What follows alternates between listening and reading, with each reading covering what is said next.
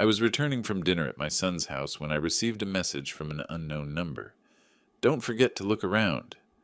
My heart sank in shock. Was this a threat? I replied, typing with trembling fingers, but the response was surprising. This is salvation. Before we continue, please subscribe to the channel and let us know where you are listening in the comments. The pounding on my front door shattered the evening quiet like a sledgehammer through glass. 3 sharp, aggressive knocks that spoke of desperation and barely contained rage. Open up! I know you're in there! Jasper's voice carried through the oak door, pitched higher than usual, strained with something that made my stomach clench. I set down my coffee cup, the porcelain clicking against the saucer with unusual force. My reading glasses slipped down my nose as I approached the entrance hall, already sensing the storm that waited beyond the threshold. The moment I turned the brass handle, Jasper pushed past me without invitation. His clothes were wrinkled, sweat beading across his forehead despite the cool May evening. His hands trembled slightly as he ran them through disheveled hair, and his eyes darted around the living room like a cornered animal searching for escape routes. Dad, I need $150,000 urgently. The words tumbled out in a breathless rush. This is a matter of life and death. I closed the door with deliberate calm, watching my 38-year-old son pace across the hardwood floor like a caged predator. His breathing was labored, his movements jerky and unpredictable. Life and death? I crossed my arms, feeling the familiar weight of disappointment settle in my chest. Jasper, how many times have I heard this tune? You don't understand. He spun around, his face flushed with panic and anger. These people don't joke around.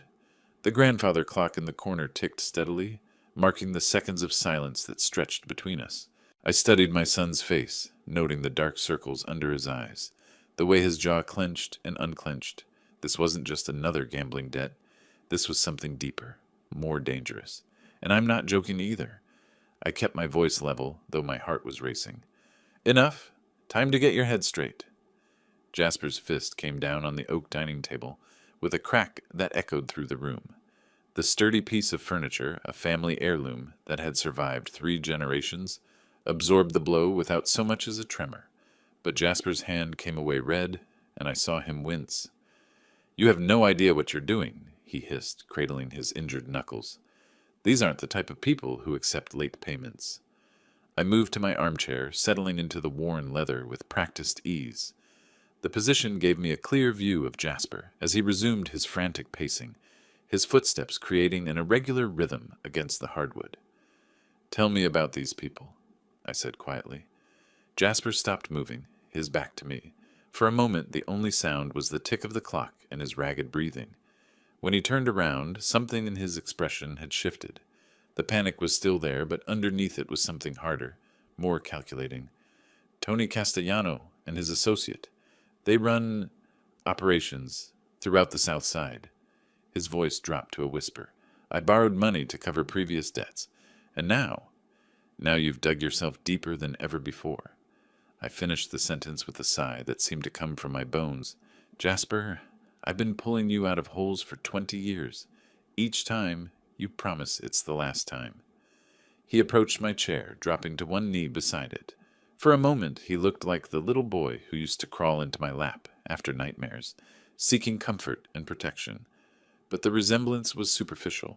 The eyes that met mine held no innocence, only desperation and barely concealed manipulation. This time is different, Dad. They gave me until tomorrow night. If I don't pay... He swallowed hard, his Adam's apple bobbing. They showed me photos of what happens to people who don't pay. The weight of his words settled in the room like smoke. I studied his face, searching for truth among the layers of fear and calculation. Outside, a neighbor's dog barked once, then fell silent. $150,000, I repeated slowly. Where exactly did this money go, Jasper? His eyes shifted away from mine, focusing on a spot somewhere over my shoulder. Poker, high-stakes games and basement clubs. I was winning for weeks, Dad. I was so close to clearing everything, and then you lost it all? The familiar pattern was as predictable as sunrise. Plus more. Jasper's hands clenched into fists at his sides. You don't understand what it's like. The pressure, the calculations, the rush when the cards fall right. I'm good at this, Dad. I just need one more chance to... No. The word came out harder than I intended. I won't do it. Jasper's face transformed in the space of a heartbeat. The mask of desperation fell away, revealing something uglier underneath. His eyes narrowed, and when he spoke, his voice carried a venom I'd never heard before. You've always been selfish. All your love went to that company. I remained seated in my armchair, watching this stranger who wore my son's face. The grandfather clock continued its steady rhythm, indifferent to the storm brewing in my living room. I worked for you, for your future, I said quietly. For my future? Jasper's laugh was sharp, bitter. He began pacing again, his movements more aggressive now, hands gesticulating wildly. You don't even know when my birthday is. October 15th, I didn't hesitate. And I remember every gift you broke or sold. The truth of it stopped him mid-stride. His face flushed deeper, and for a moment I saw shame flicker across his features, before anger consumed it completely. That's right, throw it back in my face. His voice rose to a near shout. Every mistake, every failure, you keep a mental ledger of all my faults, don't you? I watched him move around the room like a hurricane, knocking into the coffee table, sending my evening newspaper sliding to the floor. The lamp on the side table trembled as he passed too close, his movements becoming increasingly erratic. I keep a ledger of love, I said, my voice steady despite the chaos surrounding me. Every time I picked you up from the police station, every debt I paid, every second chance I gave you. Love? He spun around, his eyes wild. You call control love? You call manipulation love? The irony of his words hung in the air between us. Here was my son, who had just attempted to manipulate me through threats and sob stories, accusing me of the very behavior he'd perfected. I shifted in my chair, the leather creaking softly. Jasper, sit down. Let's talk about this calmly. Calm? His voice cracked. There's nothing calm about having a target on your back. There's nothing calm about knowing that tomorrow night, if I don't have their money, they'll... He stopped, his hands running through his hair again, leaving it even more disheveled. Sweat had soaked through his shirt despite the cool evening air filtering through the windows. You'll regret this, old man. The words came out low, threatening. They settled in the room like a physical presence, making the air feel thick and dangerous. For the first time since he'd arrived, I felt a chill that had nothing to do with the weather. Jasper moved toward the mantelpiece, where family photos stood in neat rows. His hand hovered over them for a moment, before selecting the silver-framed portrait of Mabel, himself as a young boy, and me. We were at Navy Pier, Mabel's smile radiant, young Jasper perched on my shoulders, all of us squinting against the sun. With deliberate slowness, he lifted the frame and held it at eye level. Maybe it's time you learned what real consequences feel like.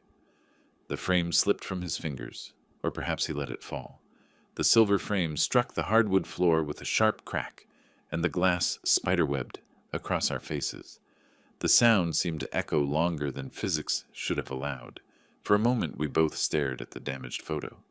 Mabel's face was bisected by a long crack, and Jasper's childhood image was fractured into 3 separate pieces. Get out, I said quietly. Jasper straightened, brushing imaginary dust from his wrinkled shirt. The gesture was almost casual, but I could see his hands were still shaking. You'll change your mind, he said, moving toward the front door. When you realize what you've done, you'll call me? I won't.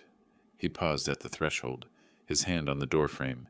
For a split second I thought he might apologize, might show some trace of the son I'd raised. Instead he smiled, a cold expression that didn't reach his eyes. We'll see. The door slammed behind him with enough force to rattle the windows. The sudden silence felt oppressive after the storm of his presence. I remained in my chair, listening to his footsteps fade down the front walk, then the sound of his car engine starting and driving away. Only then did I stand and approach the broken frame. Kneeling carefully, I gathered the pieces, noting how the crack had separated us, Mabel on one side, Jasper and me on the other. The symbolism was so perfect, it felt intentional. The glass cut my finger as I lifted the largest piece, and a drop of blood fell onto Mabel's fractured smile. I carried the damaged photo through the house, turning off lights Jasper had left blazing in his wake. My footsteps echoed hollow against the hardwood as I made my way to the study, each step measured and deliberate. The house felt different now, as if his anger had left invisible scars on the walls. My study welcomed me with familiar warmth. Leather-bound books lined the walls, their spines catching the soft light from the brass desk lamp. Awards from Wells Tech Solutions gleamed modestly from their places among family photographs and mementos. This room held the accumulation of 40 years of honest work, careful planning, and measured success. I set the broken frame on my desk and poured 2 fingers of whiskey from the crystal decanter Mabel had given me for our 20th anniversary. The amber liquid caught the lamplight, and I found myself staring into its depths as if seeking answers. The wingback chair by the small fireplace received me like an old friend. From this position I could see everything that mattered. The photo albums on the lower shelf, the filing cabinet that held important documents, and the desk where I'd made the decisions that built our family's security. Mabel always said, "Urban, you're too soft with the boy." I spoke to the cracked photograph, her fractured smile somehow still radiant. If she were alive, she'd have stopped this madness years ago. I opened the family album, pages whispering as I turned them. There was Jasper at 6, gap-toothed and grinning beside his first bicycle. At 12, sullen in his Little League uniform after quitting mid-season. At 16, standing beside the car I'd bought him, the same car he'd totaled 3 months later while racing his friends. Each photograph told a story of potential squandered, of chances given and wasted. But there were other photographs, too, hidden behind these family memories. I pulled out a manila folder, labeled Jasper Financial Records, and spread its contents across the coffee table. Bank statements, receipts, check stubs, the paper trail of 20 years of enablement. My hands moved automatically, calculator clicking as I tallied the amounts. Car payments, insurance claims, legal fees, gambling debts. The numbers climbed steadily. 20,000, 50,000, 85,000, $137,462. The figure stared back at me from my notebook, written in my careful handwriting. Enough to buy a house, enough to fund a small business, enough to secure a comfortable retirement for someone who'd worked honestly their entire life. I sipped the whiskey, feeling its burn trace down my throat. Outside, the neighborhood was settling into evening quiet. Somewhere a television played, its laugh track drifting through open windows. Normal families living normal lives, probably unaware that their neighbor was calculating the cost of his own son's destruction. The wedding photograph with Mabel drew my attention next. We were young then, full of dreams and plans. She'd been a teacher, practical and wise in ways that took me years to fully appreciate. Even then, she'd worried about spoiling any future children. "Children need boundaries," she'd said during one of our late-night conversations about starting a family. "Love without limits isn't love. It's harm disguised as affection." I'd thought her overly cautious then. Now, sitting among the evidence of my failures as a father, her words felt prophetic. The fire crackled softly, casting dancing shadows across the room. I remembered my own father, a stern man who'd taught me the value of hard work through example rather than handouts. When I'd wanted a bicycle, I'd earned it by helping in his shop after school. When I'd crashed his truck at 17, I'd paid for the repairs with my own savings. "You made a man of me, Dad," I whispered to the flames. What did I make of my son? The answer sat in the broken photograph on my desk, in the folder of receipts, in the memory of Jasper's cold smile as he'd threatened me in my own home. I closed the financial records with decisive finality, each paper sliding into its place with a whisper of resolution. The family album followed, its weight substantial in my hands. These memories would remain, but the pattern they documented would end. The grandfather clock in the living room chimed 10 times, its deep notes resonating through the house. Outside, the last of the evening joggers had passed, leaving only the quiet rustle of wind through the oak trees. I finished the whiskey and locked the manila folder in my desk drawer. The key turned with a soft click that seemed to echo with finality. Whatever came next, whatever threats Jasper might make good on, I would not bend. He was 38 years old. If he was going to learn responsibility, it would have to be now, in the hardest way possible. The broken photograph caught the dying firelight one last time before I turned off the lamp and headed upstairs to bed. The quarterly reports blurred together on my desk as I tried to force my attention back to business. 18 hours had passed since Jasper's explosive departure. 18 hours of restless sleep interrupted by memories of his cold smile and the sound of breaking glass. I'd arrived at Wells Tech Solutions at 9 sharp, hoping the familiar routine of profit margins and market analysis would cleanse my mind of family drama. The view from my corner office normally brought me peace, Lake Michigan stretching endlessly toward the horizon, the geometric precision of downtown Chicago's skyline. Today it felt like looking through prison bars. I adjusted the family photograph on my desk, this one intact, showing Mabel and Jasper during happier times at Navy Pier. The contrast with last night's destruction made my chest tighten. My secretary's voice crackled through the intercom, jolting me from my brooding. "Mr. Wells, your son Jasper is online too." The words hung in the air like smoke. I stared at the blinking red light on my phone, my hand frozen halfway to the receiver. 15 seconds passed. 20. The light continued its patient pulse, waiting for my decision. Finally, I set down my pen and straightened in my leather chair, preparing for another assault. "Hello, Jasper." "Dad, I want to apologize for yesterday. I was wrong." The voice was completely different, soft, humble, stripped of yesterday's venom. I gripped the phone tighter, searching for the trap hidden in those unexpected words. "This is unexpected, Jasper. Violet reminded me how much you've done for me over the years." His tone carried genuine shame, or a masterful imitation of it. "I let my fear control me, and I said terrible things. Will you come to dinner tonight, please?" I found myself writing dinner, Jasper's 7 p.m. in my appointment calendar before my rational mind caught up. The pen felt heavy in my hand as I watched the words appear on the page. All right. What time?" 7 o'clock. "And Dad?" A pause filled with what sounded like genuine emotion. "I'm truly sorry." The line went dead, leaving me staring at the phone as if it might explain what had just happened. My son, who 24 hours ago had threatened me in my own home, was now inviting me to dinner with apologies and humility. I leaned back in my chair, watching afternoon shadows creep across the financial reports scattered on my desk. The numbers meant nothing now, just black marks on white paper, while my mind wrestled with possibilities.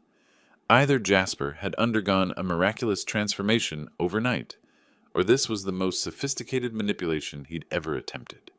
The Chicago traffic hummed 23 floors below, a distant reminder of the normal world continuing its predictable patterns, while my family teetered on the edge of something I couldn't yet name. I touched the intact family photo again, studying Jasper's young face, before gambling had carved lines of desperation around his eyes, before money had become the only language he spoke fluently. My business instincts, honed by 4 decades of negotiations and deals, screamed warnings, but beneath the wariness was something more dangerous: hope, the treacherous possibility that my son had finally reached the bottom and was ready to climb back up. I glanced at my watch. 5 hours until dinner. 5 hours to decide whether I was walking into reconciliation or a carefully laid trap. The afternoon stretched ahead like a question mark, and I had no idea what answer awaited me in Wicker Park. The drive home through Chicago's evening traffic gave me too much time to think. Radio stations blurred together as I searched for distraction, finally settling on classical music that matched my contemplative mood.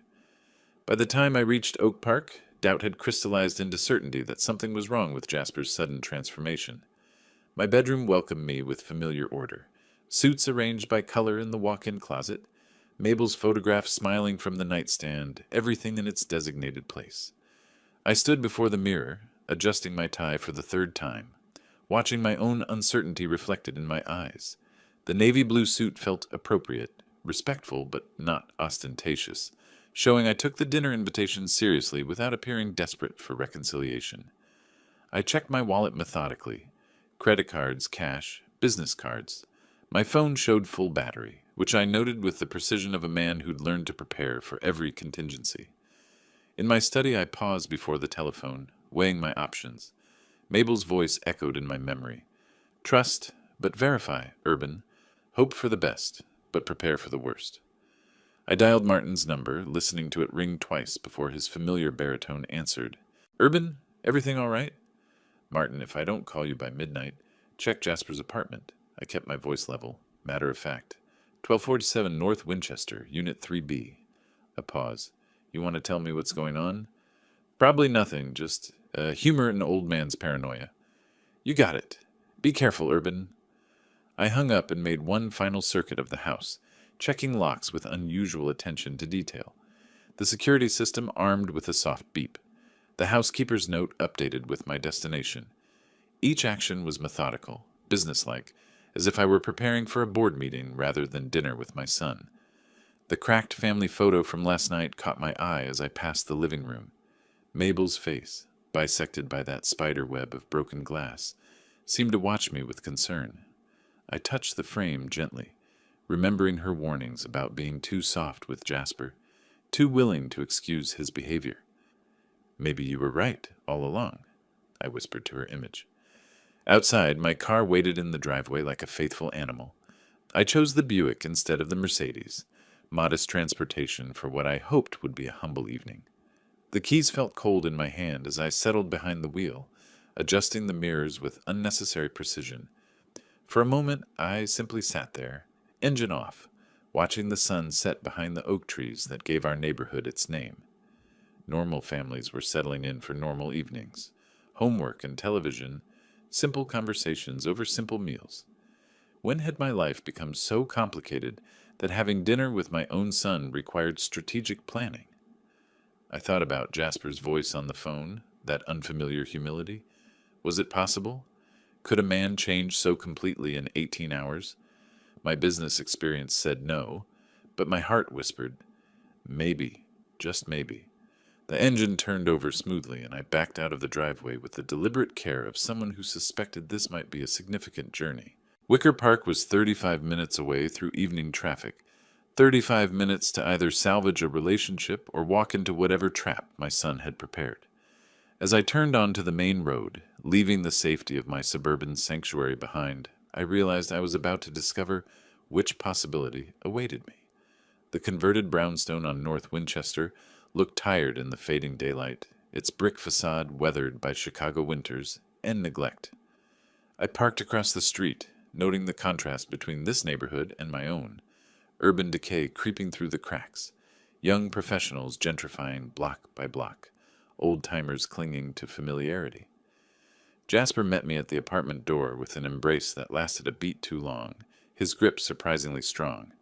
Dad, thank you for coming. It means everything. The performance began immediately. His smile was perfect, warm but not overeager, apologetic without being servile. Either my son had genuinely transformed overnight, or he'd spent considerable time rehearsing this version of himself. Violet's been cooking all afternoon, he said, leading me into the small living room where mismatched furniture tried to create harmony. She's so excited to see you. Violet appeared from the kitchen, wiping her hands on a dish towel, her smile bright but strained around the edges. Mr. Wells, welcome. I hope you're hungry. The apartment revealed their financial reality in careful details. Carpet that needed replacing, a coffee table bearing ring stains from countless meals, bills stacked on the side table with glimpses of red overdue stamps. But everything was clean, and Violet had tried to make it welcoming with plants and family photographs. During dinner, Jasper performed his redemption with Academy Award precision. Dad, I've decided to quit gambling. Forever. I know how much pain I've caused you, and I want to make it right. That's wonderful to hear, son. I watched his face carefully, noting how his eyes didn't quite match his words. What changed your mind? Seeing you yesterday, realizing what I was putting you through. Violet helped me understand that I was destroying everything that mattered. Violet's phone buzzed against the table. She glanced at it quickly, her face paling. Excuse me, I need to check this message. Everything all right, Violet? You seem troubled. No, just work. Her laugh was too high, too quick. Principal wants teachers to review lesson plans over the weekend. But her hands trembled as she set the phone down, and I noticed she'd received 7 messages during our meal. For a teacher on a Tuesday evening, that seemed excessive.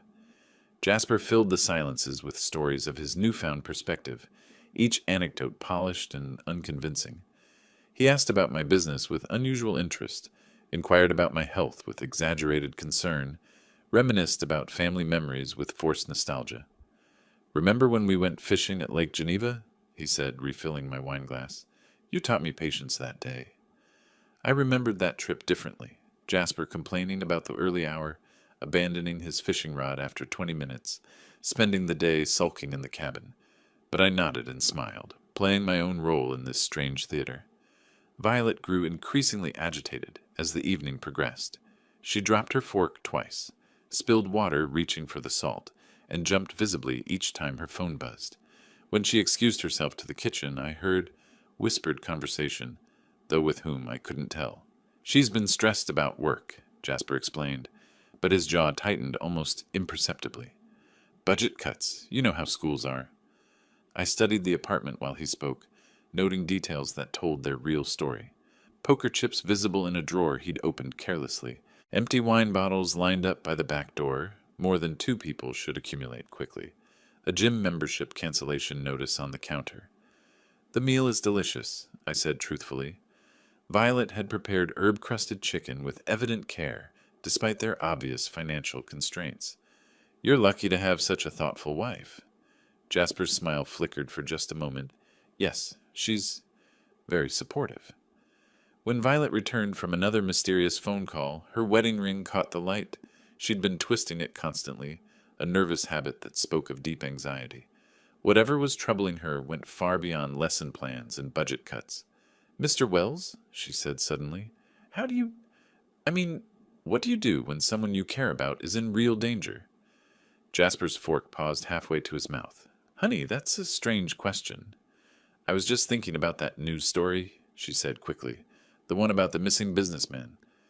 But her eyes met mine for a fraction of a second, and in that look I saw something that chilled me. Genuine fear, and a desperate need to communicate something she couldn't say aloud. I finished my wine and set down the glass with deliberate finality. "Thank you both for a lovely evening. I should head home." As I stood to leave, certainty settled in my chest like a stone. Something was very wrong here, and whatever it was, Violet knew about it. The cool May evening wrapped around me like a familiar blanket as I descended the steps from Jasper's building. 55 degrees, according to the weather app I'd checked earlier. Perfect for the 45-minute walk home through Chicago's winding neighborhoods.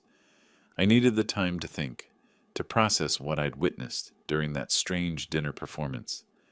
Wicker Park's trendy streets buzzed with Tuesday night energy, couples emerging from craft cocktail bars, young professionals grabbing late dinners at bistros with outdoor seating. The contrast with Jasper's cramped apartment and Violet's nervous energy felt stark. Here was the Chicago my son could have thrived in if he'd made different choices. I pulled my jacket tighter and began the familiar route toward Oak Park, my mind methodically cataloging the evening's inconsistencies. Violet's constant phone checking, Jasper's rehearsed stories of redemption, the poker chips I'd glimpsed in their kitchen drawer. My business instincts, honed by 40 years of evaluating people and situations, screamed that something fundamental was wrong. The commercial district gradually gave way to quieter residential streets.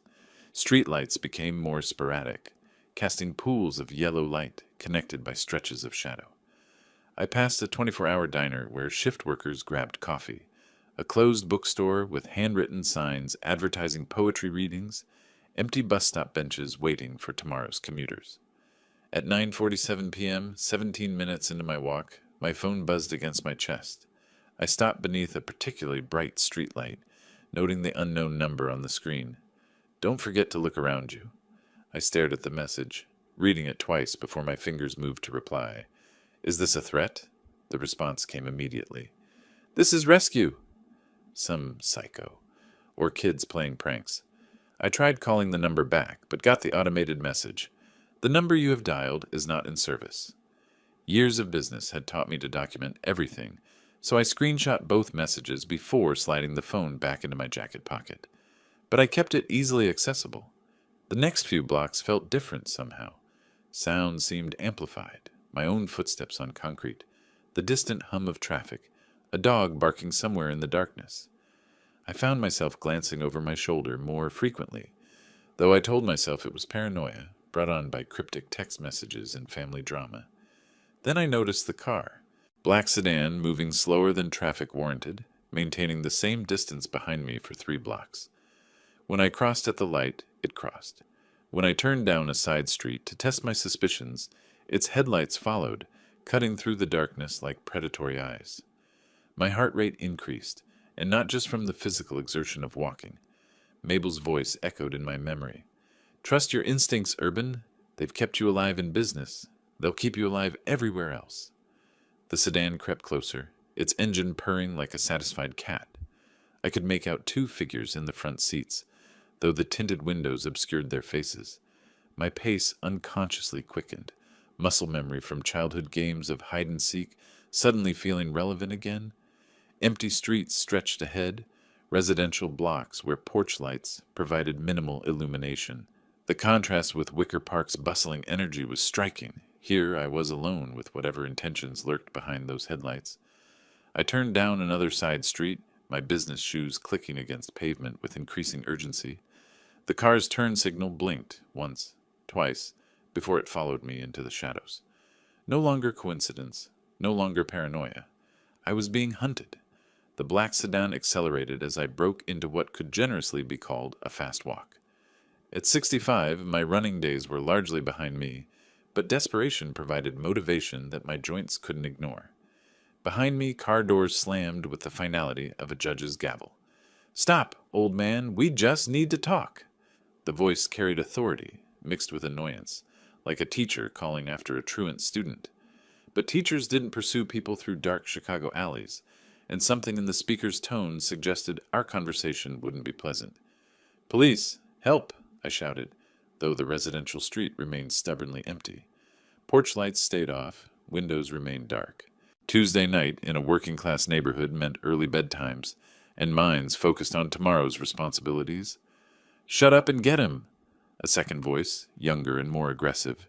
Heavy footsteps echoed behind me, gaining ground despite my best efforts. I ducked into an alley between 2 row houses, using parked cars and overflowing garbage cans as obstacles between myself and my pursuers.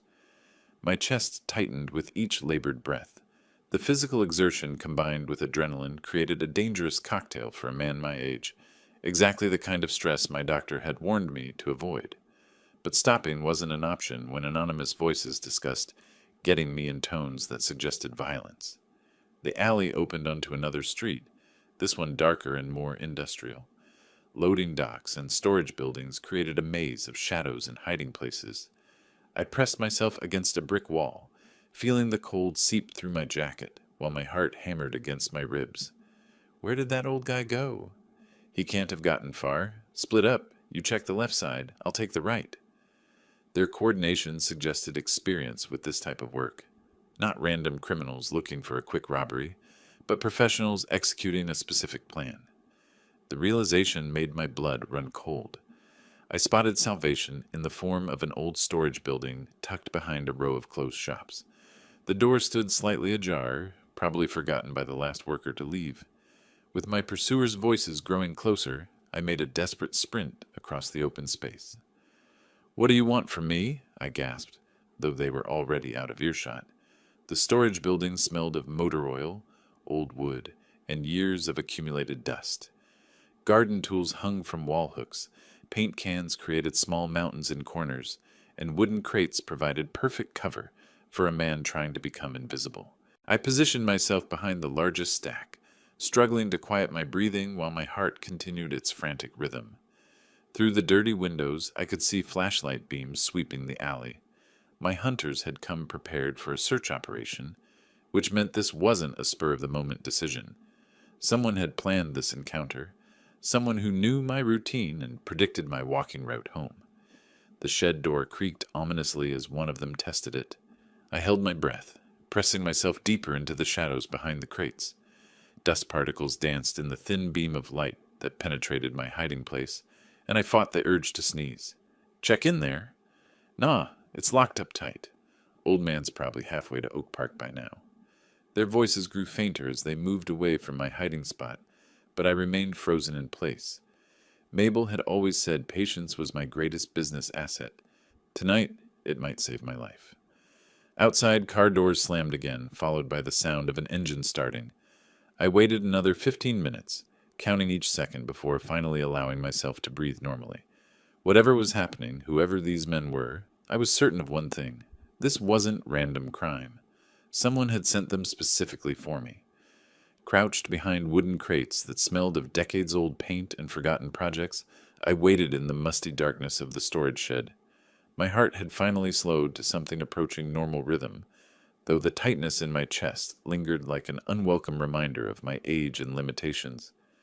Through the grimy windows, I could see my pursuers' flashlight beams sweeping the alley with methodical precision. Where did that old guy disappear to? The first voice carried frustration and professional annoyance. Maybe he managed to hide somewhere. It's pretty dark out here. The second man sounded younger, less experienced, possibly questioning the wisdom of this nighttime chase. I shifted carefully behind the crates, trying to find a position where I could hear without risking discovery. A paint can brushed against my elbow, creating a soft scraping sound that made me freeze completely. The flashlight beams paused in their sweep, and for 30 seconds that felt like hours. Silence dominated the alley. Jasper won't pay us for nothing. We need to find him. The words hit me like a physical blow. Jasper, my son, the boy I'd raised, educated, supported through countless failures and mistakes, had hired these men to hunt me through Chicago's dark streets.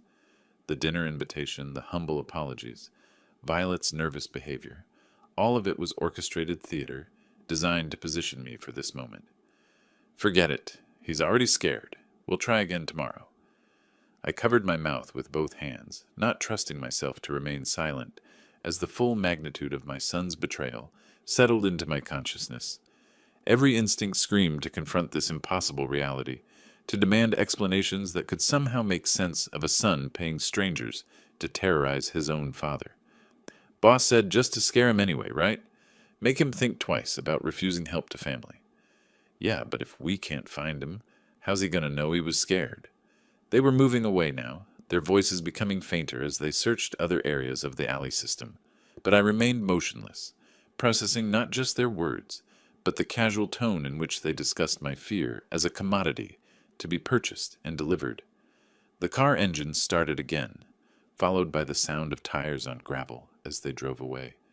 Still, I waited another 15 minutes, counting each second while my mind wrestled with a new and horrifying reality. My son, the baby Mabel had nursed through fever, the child who'd run to me after nightmares, the young man I'd believed could still be saved, had crossed a line that transformed him from wayward son to genuine threat. When I finally emerged from my hiding place, the alley felt different. No longer just a route between destinations, but a battlefield where I'd learned that family bonds could be weaponized against love itself. The cool night air carried the scent of approaching rain, and in the distance the city hummed with its usual indifference to personal tragedies. Violet's warning text made perfect sense now. She'd known what was planned, had risked her own safety to warn a man she barely knew because her conscience couldn't bear watching. Murder disguised as family intervention. While her husband plotted my intimidation or worse, she'd chosen to become my unlikely guardian angel. I needed to call Martin, needed to involve police, needed to document everything before Jasper could construct plausible denials or eliminate evidence. But first, I needed to reach a place of safety, somewhere public enough that hired muscle wouldn't dare approach. The 24-hour diner I'd passed during my walk beckoned like a lighthouse in a storm, its neon sign promising sanctuary and witnesses. As I emerged from the alley and began walking toward those welcoming lights, I realized my son had succeeded in one goal tonight. He'd definitely scared me, but not in the way he'd intended. The fluorescent lights of the 24-hour convenience store buzzed overhead as I fumbled with coins at the payphone, my hands trembling so violently that quarters slipped through my fingers twice before I managed to dial 911. The young clerk behind bulletproof glass watched me with mild concern, probably assuming I was another late-night drunk having a crisis. 911, what's your emergency? I need to report an attempted assault. 2 men chased me through alleys near Wicker Park. I want to speak with Detective Martin Reyes at District 18. The operator's voice remained professionally calm. Sir, are you injured? Do you need medical attention? No, I'm safe now. But Detective Reyes is expecting my call. Tell him it's Urban Wells. 20 minutes later, Martin's patrol car pulled into the convenience store parking lot with practiced efficiency. Through the window, I watched him emerge, tall, solid, wearing the expression of a man who'd seen enough late-night emergencies to remain calm, regardless of circumstances. Urban, he approached with careful steps, noting my torn jacket and disheveled appearance. What happened to you? The relief of seeing a friendly face, someone trained to handle situations beyond my business experience, nearly overwhelmed me. Martin, I think my son wants to kill me. We sat in his patrol car while I provided every detail I could remember: the dinner invitation, Violet's nervous behavior, the warning text message, the black sedan that had hunted me through Chicago's dark streets. Martin took methodical notes, asking specific questions about timing, locations, and physical descriptions. You said one of them mentioned Jasper by name. Jasper won't pay us for nothing. We need to find him. I repeated the words exactly as I'd heard them.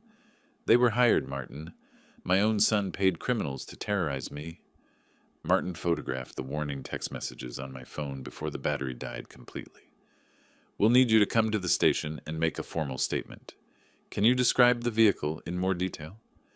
Black sedan, probably a Toyota Camry. Illinois plates, though I only caught part of the number. Small dent on the passenger side.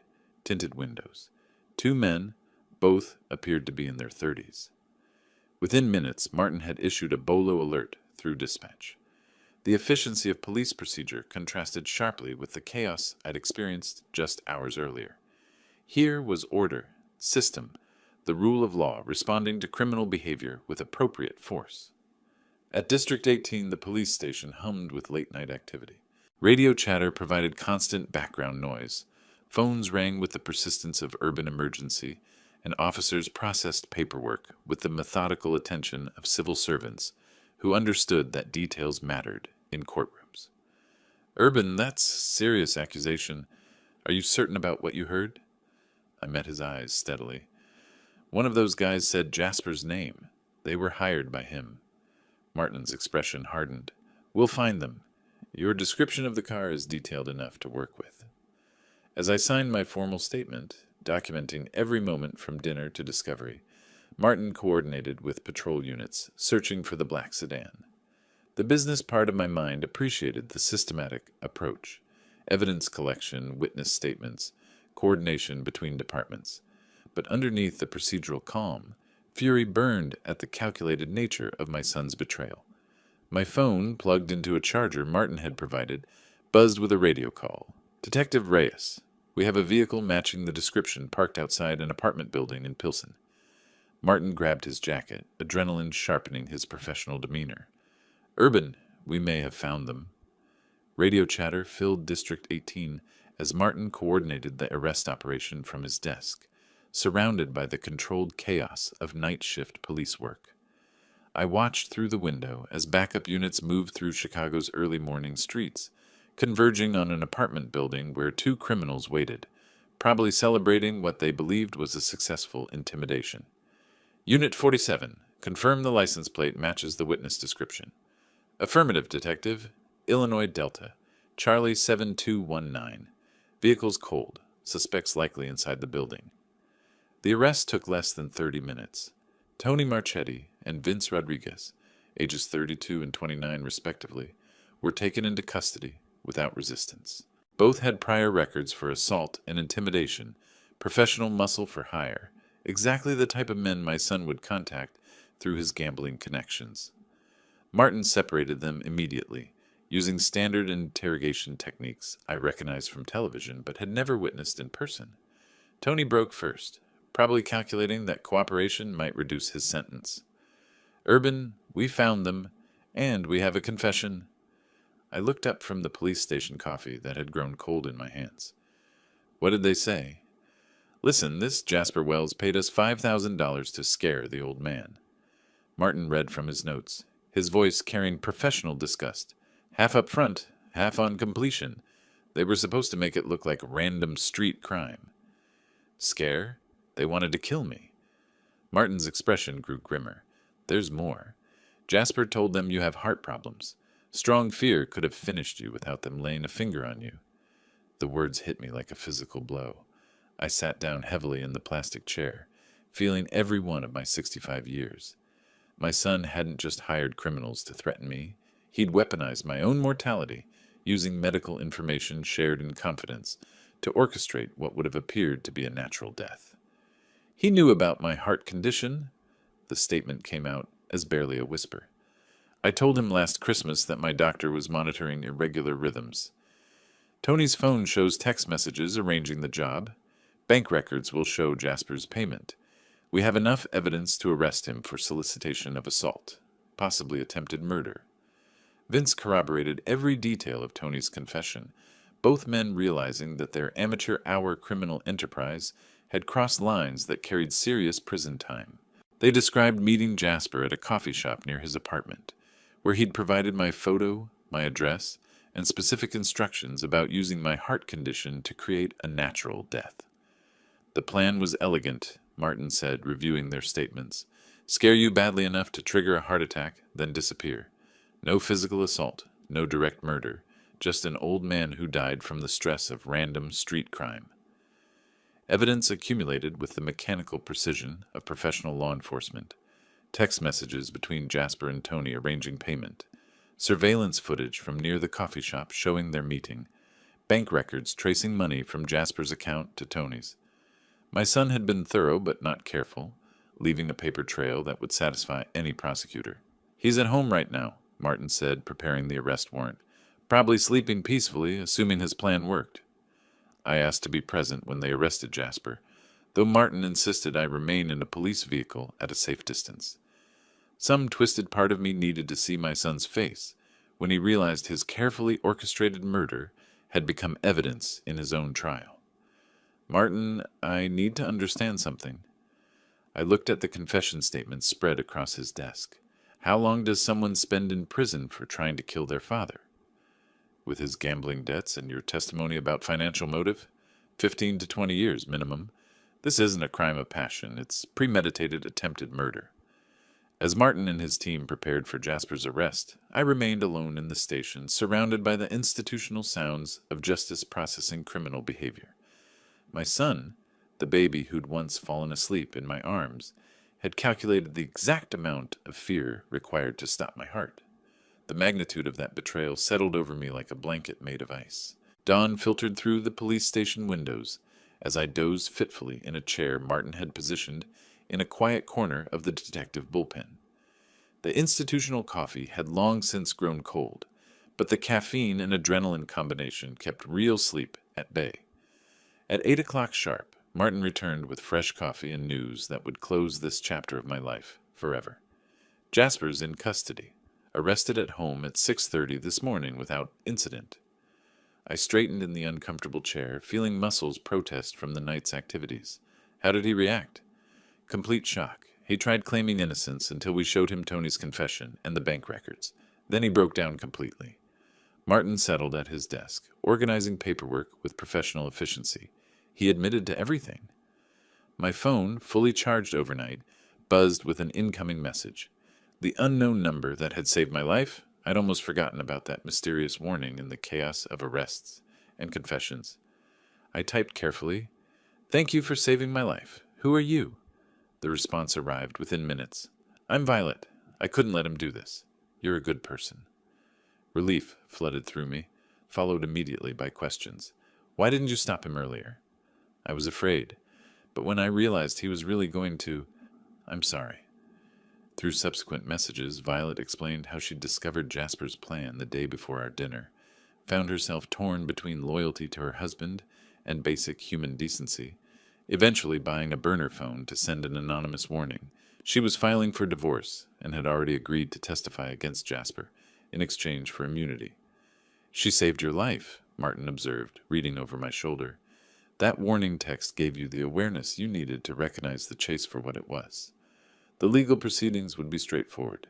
Jasper faced charges of solicitation of assault and attempted murder. Tony and Vince would likely accept plea deals in exchange for their testimony. With confessions, bank records, and text message evidence, the case was prosecutorial gold.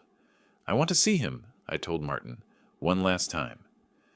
The meeting took place in an interview room at the station. Jasper sat in orange jail coveralls, his hands cuffed to the table, looking smaller and more pathetic than I'd ever seen him. Gone was the aggressive manipulator from Monday night, replaced by a broken man who'd gambled away not just money, but any hope of redemption. "Dad, I was desperate. Those people were going to—" "You made your choice." I kept my voice level, businesslike. "I gave you everything, and you chose to try to kill me for more. It wasn't supposed to be murder, just enough to maybe, to stop my heart, using information I shared with you in confidence." I stood to leave. "You're no longer my son." Later that morning, back home with a police escort, I called my lawyer to begin the process of changing my will. Jasper's name would be removed completely, his inheritance redirected to charitable organizations and a trust fund for Violet's future. She'd shown more moral courage in one text message than her husband had demonstrated in 38 years. In my study, surrounded by family photographs that would need updating, I reflected on Mabel's wisdom. She'd understood Jasper's nature better than I had, warned me repeatedly about enabling his destructive behavior. If she were alive, she would have stopped this madness years ago through sheer force of maternal authority. The broken family photo from Monday night still sat on my desk, its cracked glass creating prismatic reflections in the morning sunlight. I placed it carefully in the trash, along with any remaining illusions about the son I'd thought I was protecting. Justice would run its course through proper legal channels.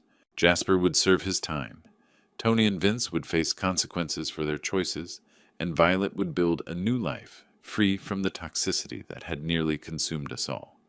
For the first time in years, I could plan for the future without wondering what crisis Jasper would create next. Wells Tech Solutions would continue under new leadership, my wealth would benefit worthy causes, and I could finally live without looking over my shoulder for the next manipulation. Sometimes cutting toxic people out of your life, even family, is the only way to find peace. If you like this story, please like this video, subscribe to the channel, and share your impressions of this story in the comments. To listen to the next story, click on the box on the left. Thank you for watching.